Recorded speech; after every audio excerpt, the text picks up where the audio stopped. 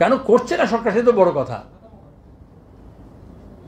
আমাদের সময় OBC A 7%, OBC B 10%, এটা 10% এ এবং 7% হচ্ছে বি আইন করেছেন মমতা ব্যানার্জি, এটাকে বিকৃত করেছেন। আমরা তখন থেকে বলে আসছি, 2012 থেকে হাইকোর্ট তাই বলছে। আর এখন তিনি নিয়োগ করছেন না, ভর্তি করছেন না, বলছেন ওটা কেস আছে বলে। তো 2011 থেকে কেসটা নিয়ে কী করলেন তিনি, এবং এখনও কেন করছেন না? যে সরকার একটা সুষ্ঠু নিয়োগ করতে পারে না, যে সরকার একটা সুষ্ঠু তালিকা তৈরি করতে পারে না, সে সরকারের কোনো নৈতিক অধিকার আছে সরকারি করার? শুধু তিনি দাঁড়িয়ে বিরোধীদেরকে গাল দেবেন?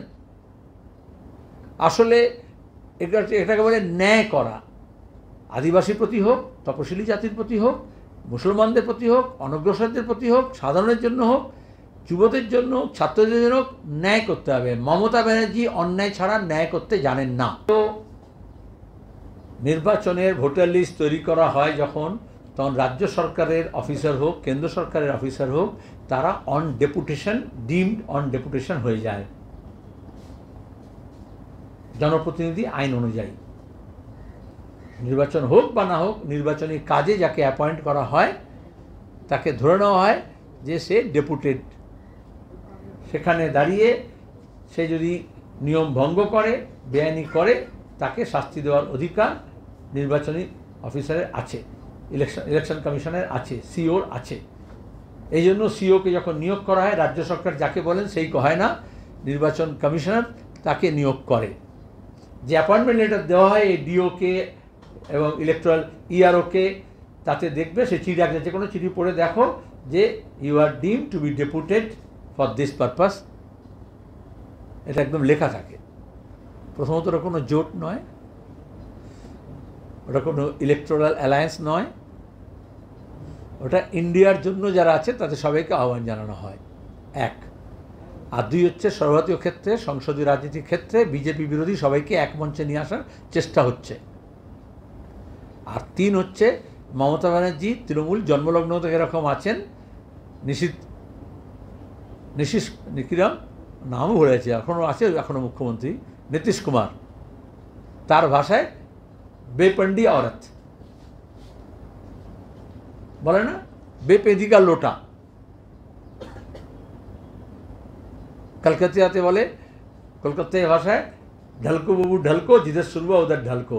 এখন ওইদিকে শুরু আছে, ওইদিকে গেছেন, এখন এদিকে শুরু থাকলে এদিকে চলে আসবেন। গণতন্ত্রের সংকোচন করার চেষ্টা করা হচ্ছে। এ রাজ্যে যেমন রাজ্য নির্বাচন কমিশনকে ব্যবহার করে, কুক্ষিগত করে পুরসভা পঞ্চায়েত নির্বাচনকে প্রহসনে পরিণত করেছিলেন মমতা ব্যানার্জি, দেশের সরকার এরকম জাতীয় নির্বাচন কমিশনকে ব্যবহার করে,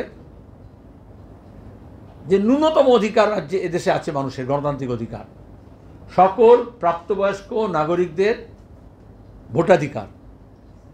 আমরা বামফ্রন্ট প্রথমে 21 বছর থেকে কমিয়ে 18 বছরে করেছি। আগে সবার অধিকার ছিল না, মহিলাদের ছিল না, গরিব মানুষদের ছিল না, তরুণদের ছিল না, যাদের এমন কি সাম্রাজ্যবাদী যখন শাসন ছিল তখন যারা ট্যাক্স দেয় না, যাদের জমি জমা নেই, যাদের সম্পত্তি নেই, তাদের ছিল না। আমরা গর্বিত, আমাদের সংবিধানে সবাইকে দেওয়া হয়েছে। বিজেপি সেটা চায় না, মানুষের অধিকার কেড়ে নিচ্ছে, গণতন্ত্রকে সংকুচিত করছে, নির্বাচন কমিশনকে ব্যবহার করে লাখ লাখ মানুষকে তাদের মধ্যে আতঙ্ক এবং ভয় ঢুকিয়েছে, এবং বিহারে তা করছে। ঠিক বিহারের নির্বাচনের প্রাককালে ভোটাধিকার থেকে মানুষকে বঞ্চিত করার চেষ্টা করা হচ্ছে। আমরা আসামে দেখেছি ডি ভোটার। আর এখানে কিছু দালাল বিজেপি নামধারী নেতা, তারাও লাফাচ্ছে যে এখানে এসআইআর করতে হবে। স্পেশাল ইন্টেন্সিভ রিভিশনের নাম করে যেটা করা হচ্ছে, প্রত্যেক ভোটারকে সন্দেহ করা হচ্ছে, আর তাকে বলা হচ্ছে তুমি প্রমাণ করো। ভোটার লিস্ট নির্ভুল করার দায়িত্ব ইলেকশন কমিশনের, রাজ্য এবং কেন্দ্র সরকারের কর্মচারীদের নিয়ে।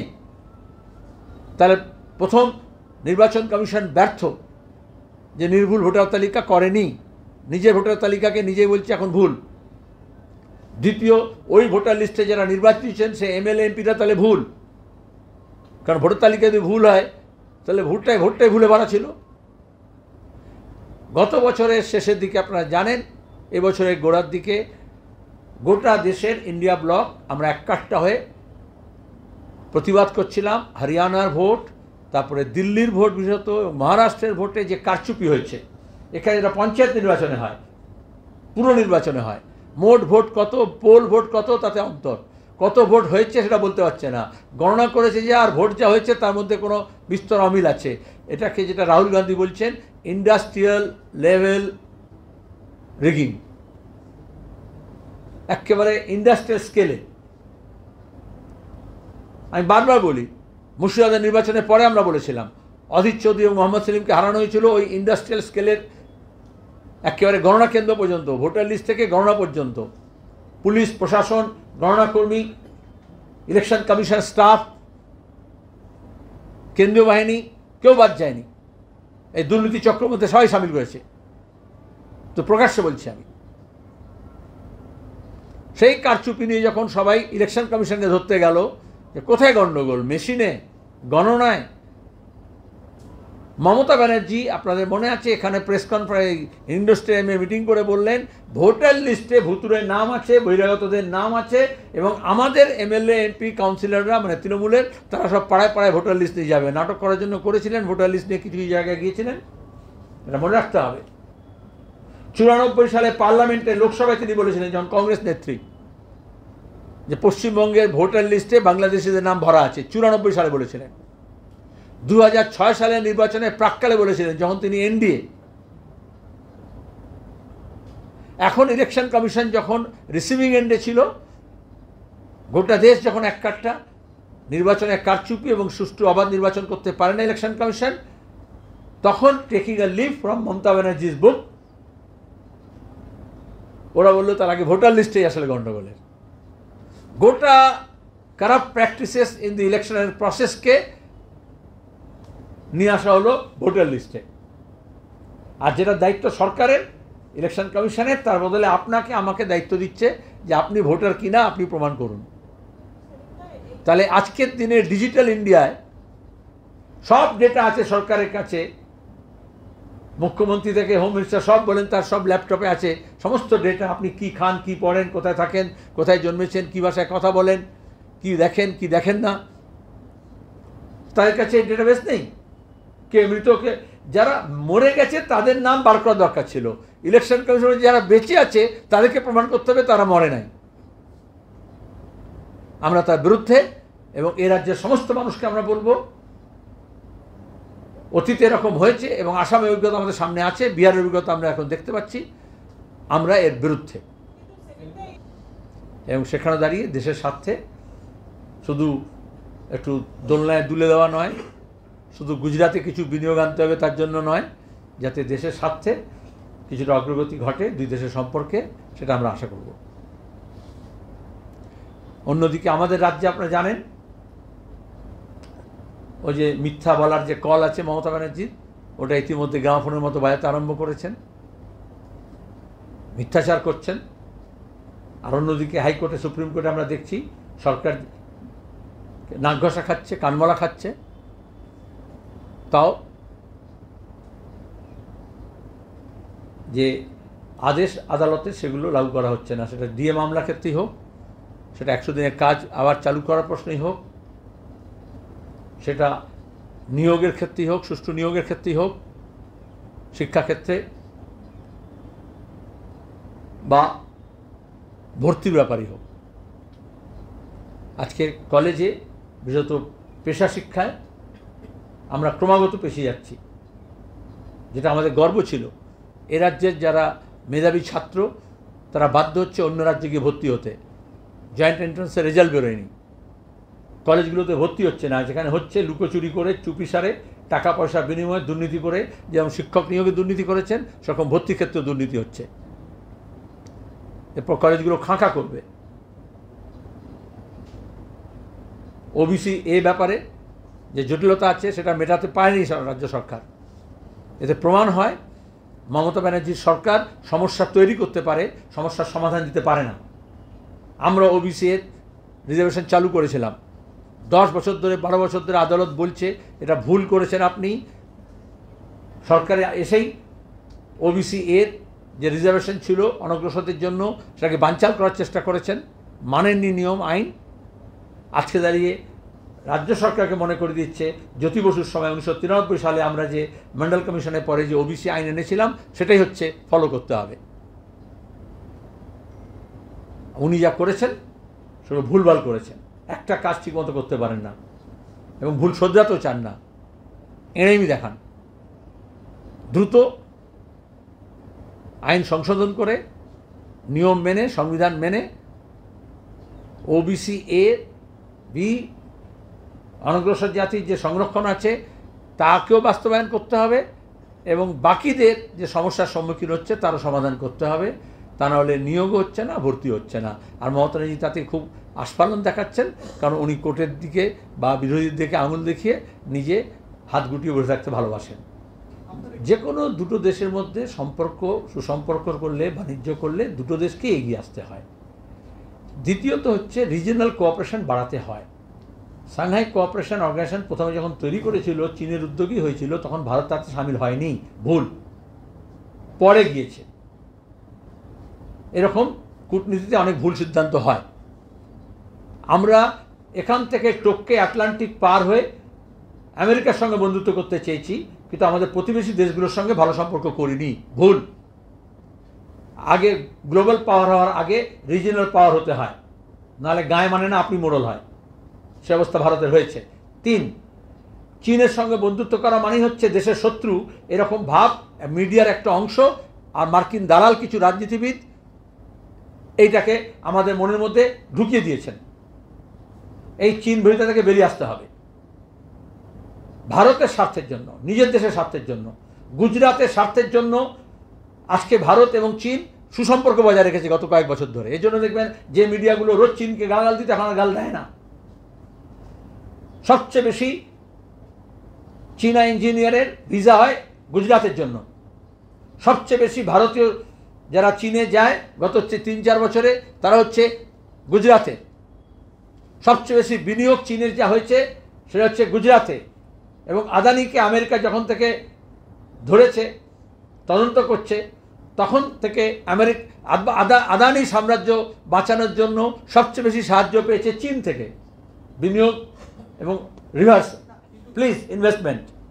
তাহলে আজকে দাঁড়িয়ে আমাদের, আমি যেটা বলেছি তুমি খেয়াল করনি, আমার আগের উত্তর আমি বলেছিলাম যে একমুখীর হতে হয় না, বাণিজ্যের জন্য সব দরজা খুলে রাখতে হয়।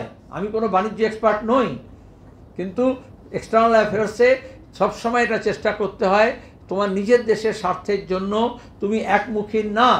আমরা ইউনিপোলার ওয়ার্ল্ড চাই না, আমরা মাল্টিপোলার ওয়ার্ল্ড চাই। এবং সেই জন্যই বিভিন্ন যে সমস্ত কেন্দ্র আছে সেখানে সঙ্গে আমাদের সুসম্পর্ক গড়ে তুলতে হবে। আমাদের বাণিজ্য ওয়েস্ট বাউন্ড স্বাধীনতার পর থেকে, অথচ আমাদের সাউথ ইস্ট এশিয়া আছে। এই জন্য লুক ইস্ট পলিসি বলা হয়েছিল, মোদি যখন এসেছিল লুক ইস্ট পলিসি বলতো, আগের ইউপিএ 1 গভর্নমেন্টের পরে, কিন্তু তারপরে শুধু বলেছে, কিন্তু লুক ইস্ট হয়নি। তাতে আমরা পশ্চিমবঙ্গ ক্ষতিগ্রস্ত হয়েছি, এটা লুক ওয়েস্ট আছে। আর 2 হচ্ছে এশিয়ান কোঅপারেশন বাড়াতে হবে। যেমন ইউরোপিয়ান ইউনিয়ন আছে, যেমন নর্থটা আছে, সেরকম আমাদের যেমন আসিয়ান আছে, সেমনি সাউথ এশিয়ান এবং এশিয়ান কোঅপারেশন বাড়াতে হবে। এশিয়ান কোঅপারেশন বাড়াতে হলে ভারত, চীন, রাশিয়া, ইরান, জাপান এই সবার মধ্যে কোঅপারেশন আরও বেশি বাড়াতে হবে। আমাদের কেন নেই কম বাণিজ্য, কেন কম, আমাদের প্রশ্ন করতে হবে। 30 বছর 40 বছর আগে অবস্থা ছিল না। গত 40 বছরে চীন যখন নিজের ব্যবসা বাণিজ্য অর্থনীতি ম্যানুফ্যাকচারিং বাড়িয়েছে, আমরা কি করেছি? মন্দির মসজিদ, হিন্দু মুসলমান, ঘৃণা, বিদ্বেষ। তাহলে এখন হিংসা করে কী লাভ? তাহলে চীন তার আভ্যন্তরীণ শক্তিটাকে বাড়িয়েছে, তার বেকারদেরকে কাজ দিয়েছে, টেকনোলজি এগিয়ে গেছে, তোমার ইনফ্রাস্ট্রাকচার তৈরি করেছে, ম্যানুফ্যাকচারিং গোটা বিশ্বের কারখানা হয়ে গিয়েছে। আমরা এখন চীনকে র মেটেরিয়াল সাপ্লাই দিই আর ওদের থেকে ফিনিশ প্রোডাক্ট কিনি। আমরা বামপন্থীরা প্রথম থেকে বলে আসছি, চীনের অভিজ্ঞতাকে কাজে লাগাও, তোমাকে সমাজতন্ত্র করতে হবে না, কিন্তু নিজের র মেটেরিয়ালসকে নিজেই তুমি ম্যানুফ্যাকচারিং করো, তাহলে বেকাররা কাজ পাবে। আমি আয়রন ওর জাহাজ বোঝাই করে চীনকে পাঠিয়ে দিচ্ছি, আর তার থেকে স্টিল কিনছি। তার থেকে তো ভালো হচ্ছে যে আমি স্টিল তৈরি করি, কেউ বারণ করেনি। উল্লেখ থাকতে পারে মাত্র গত সাংহাই কর্পোরেশনে উনি আমেরিকার চাপে তাকে কাছে নথি স্বীকার করে সাংহাই কোঅপারেশন অর্গানাইজেশনের মিটিংয়ে যাননি। আজকে যেতে বাধ্য হচ্ছেন বা যাচ্ছেন, আমরা তাকে স্বাগত জানাচ্ছি। টোটো উল্টে গেছিল, স্কুলের ছাত্ররা জল কাদার মধ্যে পড়ে রয়েছে। এটা শুধু নবগ্রাম নয়, এটা নবগ্রামের ছবি, কিন্তু এরকম খড়গ্রামেও আছে এবং গোটা দেশের সব গ্রামে আছে, এবং শুধু গ্রামে নয় শহরেও আছে। তোলাবাজির রাস্তা তৈরি হলে দেখবে সাইনবোর্ডে লেখা থাকে, উন্নয়নটা দেওয়ালে লেখা থাকে, হোর্ডিংয়ে লেখা থাকে, বিজ্ঞাপনে তোমাদের খবরের কাগজে প্রথম পাতে থাকে পথশ্রী, আর রাস্তায় নামলে দেখা যায় হতশ্রী। টাকা দিয়ে পথশ্রী লেখো, আর যদি ক্যামেরার লেন্স ঘোরাও তাহলে হতশ্রী চেহারা দেখতে পাবে।